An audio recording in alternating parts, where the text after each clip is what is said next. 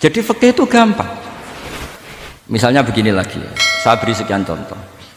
Di sini tadi saya minta Gus Kevin untuk membawakan Babul Hijrah, juz 4 kitab Mahali. Karena Mahali itu namanya Kanzur Rohibin sebetulnya, cuma yang ngarang Mahali lebih terkenal dengan istilah apa? Mahali. Beliau nyarai kitab Minhajut Thalibin. Imam Mahali itu senior. Jadi Syekh Zakaria Al-Ansori itu ya beliau sudah menyulap Minhajut Thalibin jadi Manhajut Tulab, tapi beliau ikrar kalau itu awal-awalnya dari Imam Sabah. Nah, sekarang pertanyaannya gini, saya misalnya nempat di Korea Selatan atau di Amerika, saya sudah punya tanah di sana, saya ulang lagi punya tanah di sana, punya komunitas di sana juga saya nggak diperlakukan buruk, bisa sholat, bisa puasa. Hukumnya saya pindah ke Indonesia atau ke Mekah atau kemana saja, hukumnya haram apa boleh? Saya tidak mendapat perlakuan yang macam-macam. Kalau saya disakiti dan dipaksa menjadi kafir, maka wajib hijrah. Kalau nggak ada pemaksaan itu, kira-kira hukumnya gimana? Ada ulama yang mengatakan hukumnya haram hijrah, harumatil hijrah. Karena apa? Li alla yastauliya bitil kalbukah atau tikal bukah al kufaru. Karena sebetulnya kamu tidak dianggap sekedar pindah ke Indonesia, tapi membiarkan tanah yang dulu kamu pakai sujud, tanah yang dulu kamu pakai sholat, tanah yang sudah menjadi komunitas muslim menjadi komunitas kafir, berarti dianggap pembiaran. Itu fikih. Jadi fikih itu logikanya sebetulnya normal. Maka seperti ini, saya masih ingat betul pernah didhawuhi Mbah Mun ketika di Madinah. Nak zahire hadis ya, itu Sayyidina Ali itu ya ono salah, ndak salah loh redaksinya, ono salah. Mergo Nabi sering muji wal Madinatu khairun lahum law kanu ya'lamun. Madinah adalah kota terbaik. Sataftahuna kadza wa kadza, Nabi sampai gitu. Tapi Nabi selalu ngendikan wal Madinah khairul. Tapi Sayyidina Ali tetap pindah ke Irak, Kufah ya, zaman itu terkenalnya istilah Kufah karena belum ada istilah Irak. Ke Kufah. Pindah ke Kufah, kemudian beliau menyebarkan Islam di Kufah. Terus punya murid awal namanya Hasan Basri, murid paling sukses. Itu orang-orang Basrah, bukan orang Temanggung, orang Basrah. Itu orang Basrah. Semua riwayat mengatakan itu orang apa? Basrah, jelas bagul-bagul. Bukan. Itu sangat jauh dari. Nah, karena Hasan Basri murid paling sukses ini pindah ke Basrah, maka ilmu setelah itu Basrah. Sehingga idakhtalafatil Kufah wal Basrah kudimatil Basrah. Akhirnya menyebar sampai Baghdad, jadi Kubbatul Islam. Orang bisa dikatakan alim kalau sudah dikatakan alim di Baghdad, termasuk Imam Syafi'i itu ngajinya di Baghdad, padahal beliau lahirnya di Gaza. Huzah itu kalau sekarang itu apa? Gaza. Askolan itu juga Palestina. Nah, dawe Mbah Mun, tapi Sayyidina Ali itu wong alim. Saiki nak wong Islam tengok-tengok ning Madinah berarti membiarkan bumi Allah di sana-sana itu tanpa ada Islam. Akhirnya Sayyidina Ali tidak mengikuti dohire hadis. Tentu Nabi Sayyidina Ali pasti mengikuti hadis, tapi hadis wal Madinatu khairul lahum law kanu ya'lamun itu ada konteksnya. Keluar dari Madinah linasril ilmi itu juga ada konteksnya. Sehingga kenapa dulu ketika futuhat, saya ulang lagi ketika futuhat, itu banyak sahabat yang sudah di Madinah mapan, ketika Mekah sudah takluk 100%, sama Sayyidina Umar ditawari, halla raja'tum ila Makkah tatufuna bil baiti kada wa kada wa fadliyatu sholat fil haram ka alfi sholatin fi, itu dipuji-puji. Mbok yo pindah ke Mekah, Mekah sekarang sudah milik kita, sholat di Mekah itu ka alfi sholatin kada wa kada. Tapi kata para sahabat yang sudah di mana-mana, di Persia, itu kalau sekarang Iran, di Lebanon, di Syam kalau dulu, kata beliau-beliau itu paling banter kalau saya di Mekah ibadahnya tawaf, tapi kalau di negara-negara ini adalah nasrul Islam. Wa nasrul Islam itu da'bul ambiya bihada ursilatir rusul, karena nasrul Islam itu para rasul diutus. Akhirnya mereka terus hidup di mana-mana, termasuk muridnya Sayyidina Ali. Menurut sebagian cerita terus pindah ke Baros itu. Kemana? Baros. Jadi Islam pertama di Indonesia itu muridnya Sayyidina Ali yang di Sumatera itu. Nah, pertanyaannya adalah, kalau kamu punya murid atau anak pamit mau kuliah di Jerman atau di Australia, kamu milih melarang apa menyuruh? Kalau melarang, kalau menyuruh takut katut perilaku barat. Kalau melarang berarti kamu membiarkan Jerman tanpa ada yang sujud. Padahal semua bumi diciptakan Allah, ju'ilat lanal ardu kulluha masjidan. Lah itu fikih. Fikih akan berdebat untuk hal-hal seperti itu. Ini saya beri contoh Ini masih ada waktu 10 menit. Ya, jangan lama-lama nanti malah bingung. Yang bingung tidak sampean dok, saya juga ikut bingung nanti kalau kelamaan. Tidak supaya ini logika ini apa? Logika fikih ya, fikih yang sekedap ini tadi sudah halaman 227 ya. Ini tidak supaya sampean tahu, karena saya pernah belajar detail ya, tentang Mahalli sama Qalyubi. Ini kalau di kitab ini halaman 227 ya, tentang juz 4 ya, halaman 227 juz berapa? 4. Saya beri contoh ya, ini supaya clear ya masalah posisi kita. Jadi misalnya sama orang Indonesia pindah ke negara lain, terus Indonesia kemudian ditempati orang-orang yang nggak benar, berarti kamu ikut tanggung jawab. Saya baca Bismillahirrahmanirrahim.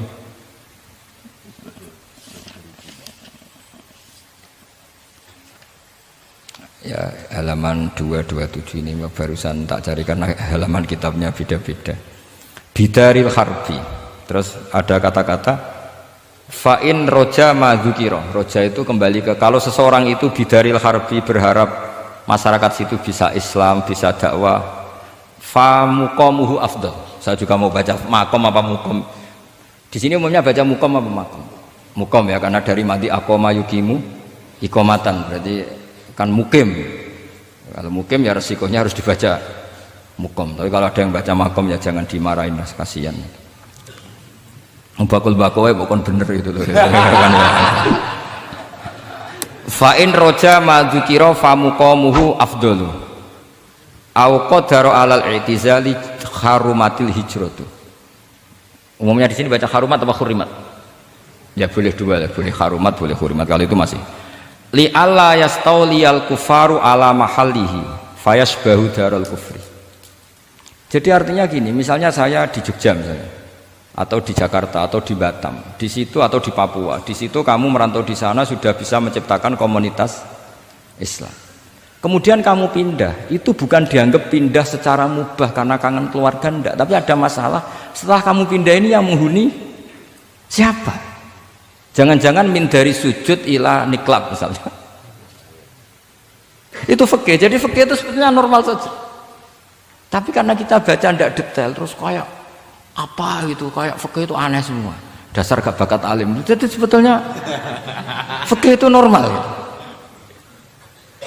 Makanya kembali ke tadi, kalau orang alim tidak mau izharul ilmi fa alaihi la'natullahi wal malaikati wan nasi ajmain. Misalnya saya ini terkenal membawa Islam yang mudah, yang menyenangkan. Orang itu sampai maksiat itu cari kesenangan. Orang sampai maksiat itu karena cari kesenangan. Tapi kalau kesenangan itu tidak didapatkan fit to'at, karena to'at dikampanyakan secara agak teroris. Kamu sholat tidak mesti diterima, karena baju kamu nggak mesti semuanya halal, sujud kamu nggak mesti diteror, sehingga orang yang sholat tuh sholat ya mesti ditompo, mendingan nggak sholat. Kita ini kan mikir seperti itu. Coba nyun sewu, kalau orang-orang Kristiani, kalau kampanye gimana? Setiap orang mati bersama Bapak di surga. Sementara kita sudah kiai mati masih didoakan ingkana muhsinan. Itu murid kita loh. Itu kan gak sopan sekali. Murid dongakno gurune ingkana muhsinan. Murid kualat itu. Gurune kok muhsinane ditaklek ingkana muhsinan. Cara aku dadi gurumu sembrono guru jarane. Susah ya apa sih muni kana muhsinan ije dikein. Itu kan saya belum pernah doakan Mbah Mun gitu. Kalau saya mendoakan beliau supaya diampuni, doa saya tak rubah gini, ya Allah antal ghafur wa antazu maghfirah, maka sepatutnya jenengan mengampuni guru saya. Jadi saya tuh kalau bilang ingkana itu kayak gimana gitu. Tapi ini urusan daud ya, sampean nggak boleh protes. Tapi sanate ngono Gus, kitab-kitab ngono, sampean ngerubah sanad. Ya saya kalau nggak bisa apa-apa kalau sampean protes gitu. Sampean ngerubah adab kalau gitu. Nak protes-protesan. Lu coba misalnya Syekh Abdul Qadir Jailani itu Sultanul Aulia ya. Terus beliau misalnya wafat di pelosok. Terus kamu berdoa ingkana muhsinan coba. Ini ketuane wali di ingkana. Boyo wong ndek akhlak sithik gitu maksudnya. Wong sak donya iku ya tabarraku bi. Ya tabarraku nabi. Saiki ditaklek ingkar. Saya itu belum pernah doain guru-guru dengan, meskipun saya tahu itu doa yang, karena pilihannya gini, misalnya sampean protes, Gus wong sanate ngono. Jangan-jangan mancen apalam mau ikut tok.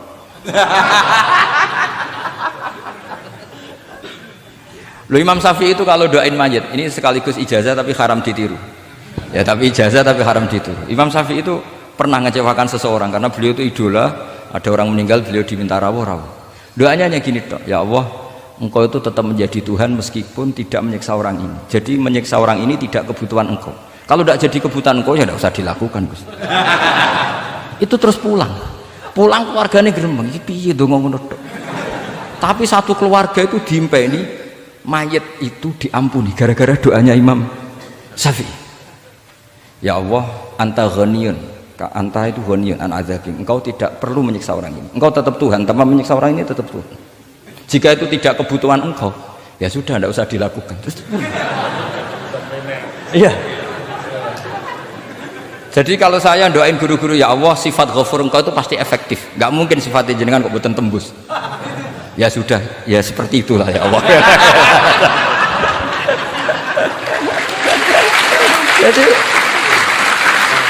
jadi itu urusan daun, sampean nggak boleh protes. Gus Pak kok ngawur istiadat, itu bukan ngawur, saya ini orang waras, punya rasa takzim sama guru sama para wali. Sementara kamu yang berdasar sanad tadi, jangan-jangan menghafalan kamu hanya itu. Ayo milih mana? Saya bukan bikin ajaran baru, ndak, ini cerita rasa. Cerita apa? Rasa. Dan itu di hadis-hadis gitu. Nabi itu kalau manja sama Allah gitu. Kalau ada orang salah terus kemudian diazab, kata Nabi, anta akram min ayu adzibahu marroten. Ini di dunia sudah pernah engkau beri sanksi ya Allah. Anta akram min ayu adzibahu marroten. Tapi kalau belum disiksa kemudian dia aman-aman saja di dunia, engkau itu akram, engkau sudah mulia, gak pantas sudah menyelamatkan di dunia, kemudian jenengan dendam di akhirat masih. Iya. Jadi masih nyiksa lagi itu. Nabi itu kalau sedang manja dengan Allah itu akhirnya ya baik semua gitu. Lah saya jenis ulama yang partai itu. Partai itulah kira-kira seperti itu. Jadi apa itu? Ya jadi ini relax saja, ini monggo nih tadi sesuai janji saya hanya 10 menit dari sekarang. Saya juga mungkin saya nanti tetap pulang karena saya besok ngajar di setainya Gus Yofur. Mungkin saya itu sudah janji sama istri saya, setelah Yai wafat paling saya ini dibully pernah sepuh itu 2 tahun. Semoga setelah 2 tahun saya naik lebih sepuh, pakai dalil-dalil yang agak-agak angkuh tadi karena terpaksa. Jadi sekarang ngalah 2 tahun, setelah itu saya pakai sanad yang saya sepuh gitu. Supaya agak digekongkonan terus gitu. Tapi saya tidak tahu tingkat adab saya sampai berapa tahun, saya tidak tahu gitu. Tapi saya mohon sama yang Musairin Fatul Wahab, ilmu itu dianalisis secara cerdas, ceria dan mudah. Saya dulu itu ya eskal sama hadisnya Nabi, kullu ummati mu'afan illal mujahirin. Semua umatku dimaafkan asal ketika dosa itu gak cerita kalau dosa. Saya dulu jenggat. Orang dosa cerita dosa itu kan kesannya jujur baik gitu. Tapi setelah saya pikir-pikir itu bener Kanjeng Nabi. Misalnya sampean cerita dengan anakmu, lihat zaman mondok pelosok sering nak marung utang gak bayar ya biasa. Ya biasa, sekolah gak munggah. Itu jujur apa mengajarkan? Mengajarkan. Suatu saat anak sampean goblok, persis bapak.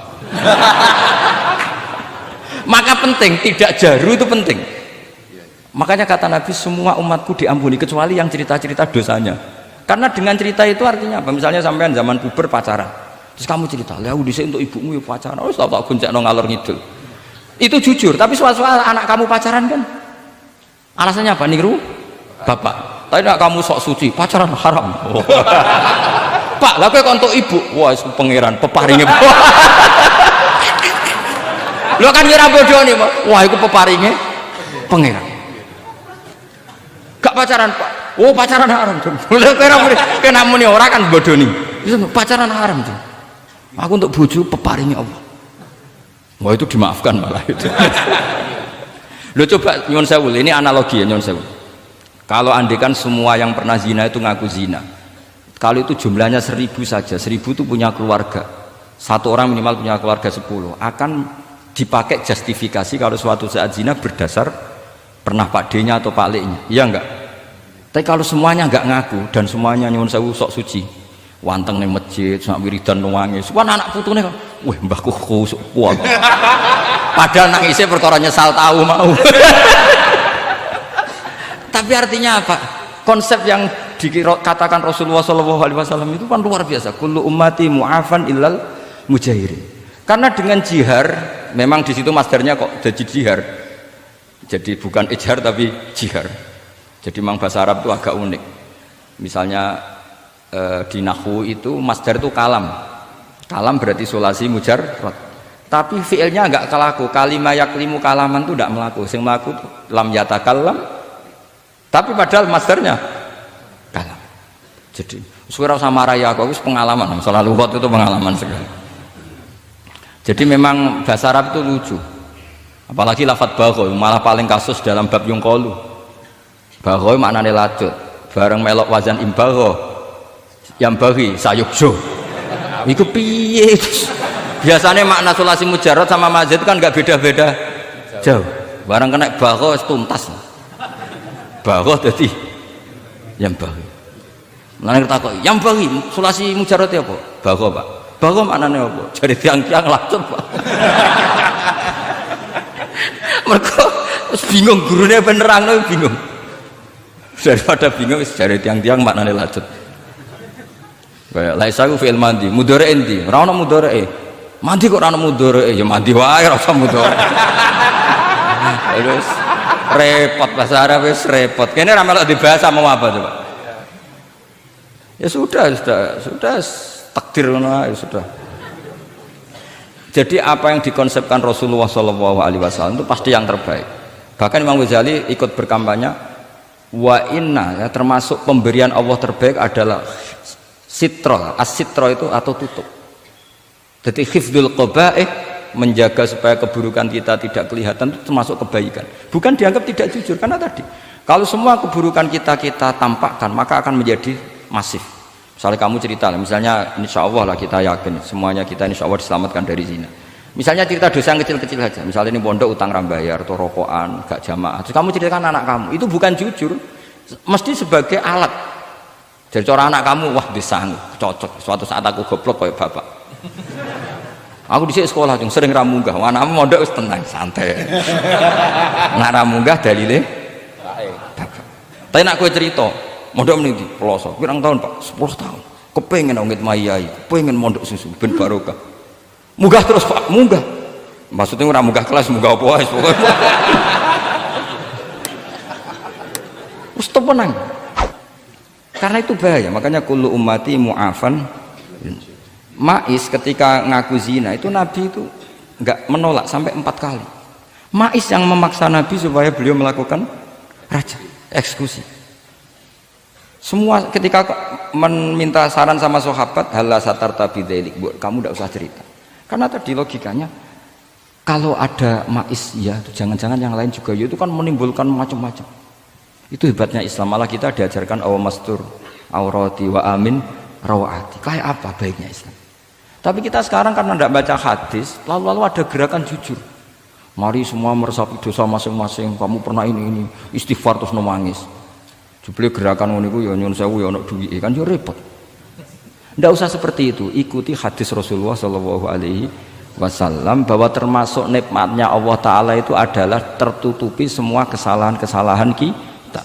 Dan itu barokah bagi hadaddin karena kesalahan tidak muncul. Loh itu sudah untung, agama sudah untung. Ketika kesalahan tidak munculnya agama sudah ikut diuntungkan. Coba kalau semua yang maksiat itu kelihatan, kan seakan-akan hadil ardu mamlu'ah bil masih. Tapi ketika maksiat itu sembunyi-sembunyi, kemudian sing syiar itu adzan, pengajian, kan bagus. Sama nggak boleh protes, tapi itu kan tidak jujur. Ya bukan masalah jujur dan tidak, ini satrul qabaih. Lain namanya siasa. Namanya apa? Siasa itu udah harus politik tentang negara. Kita mengelola diri kita sendiri butuh apa? Butuh siasa. Jadi misalnya kamu cerita kebaikan kamu kepada anak, biar kebaikan itu ditiru. Tapi kalau anak kamu tanya, Pak, sampean nate salah, itu sesuatu yang paling saya takutkan, Cung. Karena aku sering naudzubillah minas salah. Tapi Bapak pernah salah enggak? Itu pertanyaan enggak penting. Karena tadi bahaya. Lu harus enak, maksudnya beragama seperti ini tuh enak. Kullu ummati mu'afan illal mujahid. Itu kan luar biasa. Jadi semua umatku itu dia ampuni asal tidak cerita-cerita. Misalnya gak cerita ke anak, cerita ke teman. Aku di gendaan, wis tahu tak ambung. Mesti pikiran kamu, yang pondok is pengurus jebule tahu ngono. Mesti digo, suatu saat aku nak ngono, awas gitu. Atau nak caiki keamanan, awas kita kandakno kan gitu. Tetap ini menjadi alat maksiat bagi yang lain. Jadi tapi saya dulu itu iskal, kenapa ada hadis seperti itu? Tapi setelah saya analisis, memang kalau ijtihad atau ijhar itu efek negatifnya luar biasa. Dan kita harus iktidak bi Rasulillah sallallahu alaihi wasallam. Ya tentu idealnya yora maksiat, yora konangan maksiat. Memang karena tidak pernah itu ideal. Memang enggak konangan karena tidak pernah melakukan. Ya saya kira demikian. Saya mohon supaya ya tadi ya saya Fathul Wahhab dari kitab Manhajut Tullab itu dikarang Zakaria Al-Ansori Mbak Zakaria. Tapi kitab itu sebenarnya dari Minhajut Thalibin. Minhajut Thalibin dari kitab Al-Muharrar. Itu dari kitab Basit Wasit Wajiz. Terus itu dari kitab Nihayatul Matlab fi Dirayatil Madhab. Itu mensarai kitab Mukhtasarul Muzani. Karangannya Imam Muzani ketika diimlakkan Imam Syafi'i. Karena semua karangan Imam Syafi'i itu amla alaina Syafi'i. Ya amla alaina Syafi'i. Makanya kalau sampai ngaji muin qala fil Buaiti. Buaiti itu nama orang. Ekolas Syafi'i fil Buaiti, ekolas Syafi'i wa amlahu alal Buaiti. Makanya kola fil Buaiti, kola fil Muzani itu nama orang. Artinya karena Imam Syafi'i itu hanya mengimplekan. Terus muridnya nulis. Nah kebetulan tulisan paling mudawwan itu karangannya Imam Muzani, disebut Mukhtasarul Muzani. Sebenarnya beliau punya murid banyak, ada Imam Muzani, Imam Robi, Imam siapa Buaiti. Saya kira demikian. Assalamualaikum warahmatullahi wabarakatuh.